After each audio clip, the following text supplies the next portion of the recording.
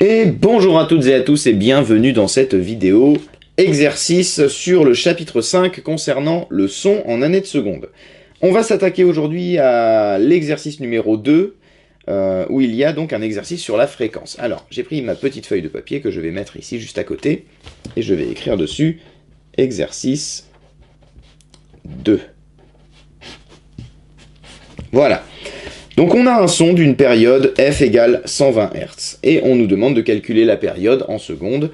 Donc là, il faut simplement se souvenir la formule f égale 1 sur t.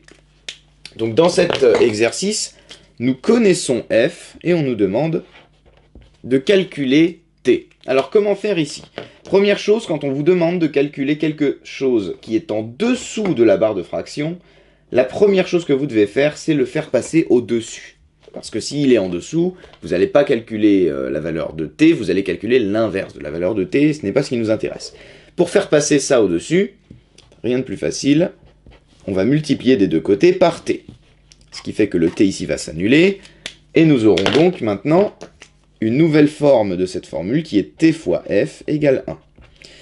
Une fois qu'on a notre t au-dessus, il ne nous reste plus qu'à l'isoler, faire en sorte qu'il soit tout seul de son côté du égal, et donc il va falloir faire partir le fois f de ce côté-là.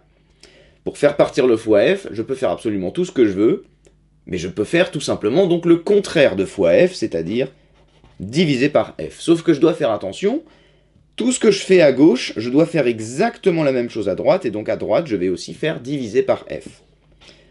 Ça s'annule de ce côté-là, et je me retrouve avec la formule suivante, t égale 1 sur f.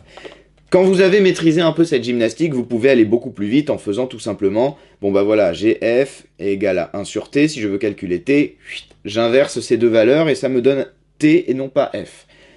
Il faut bien comprendre cette gymnastique avant de pouvoir prendre des raccourcis. N'oubliez pas que vous devez d'abord apprendre et maîtriser les règles avant de pouvoir commencer à vous en affranchir pour aller plus vite. Donc là, nous avons la formule, il ne me reste plus qu'à passer à l'application numérique, à n, c'est-à-dire que je vais remplacer f par la valeur qu'on me donne dans l'exercice. t égale 1 donc sur 120, ce qui me donne donc une valeur que je vais calculer en allant chercher une calculatrice. Hop là. Donc là, je sors ma calculette et je fais 1 divisé par 120, hop, ce qui me donne le résultat suivant, je ne sais pas si vous voyez bien, voilà, 8,333333 fois 10 puissance moins 3. Nous avons 3 chiffres significatifs, nous allons donc arrondir à 3 chiffres significatifs, c'est-à-dire 8,33, et nous gardons bien sûr la puissance de 10, fois 10 exposant 3. Ce qui nous fait donc le résultat t égale 8,33, je garde mes 3 chiffres significatifs, fois 10 puissance moins 3, et ce sont des secondes. On nous demande de calculer la période en secondes. Nous avons des secondes puisque dans cette formule, la période est donnée en secondes. Je n'ai plus rien à faire, l'exercice est terminé. Voilà, je vous dis donc à bientôt. N'hésitez pas à revoir la vidéo si vous n'avez pas compris. Si vous avez des questions, n'hésitez pas à les poser en commentaire, je serai ravi d'y répondre.